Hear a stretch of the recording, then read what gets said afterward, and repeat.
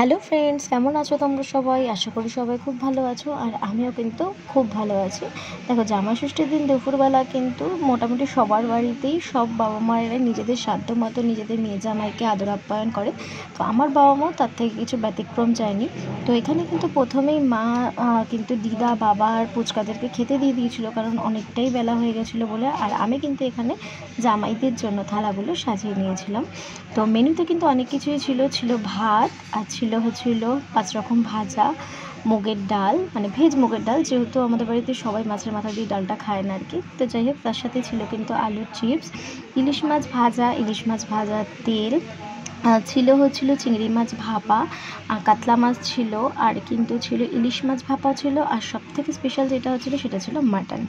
আর যেহেতু বদ্দি মাটন খায় না, সেখানে কিন্তু আবার রাত্রেবেলা সবার জন্য কিন্তু আবার চিকেনও করা হয়েছিল। আর এখানে দেখো, বড় জামাইবাবু কিন্তু পেঁয়াজগুলোকে একদম ঝিরিঝিরি করে কেটে দিয়েছিল।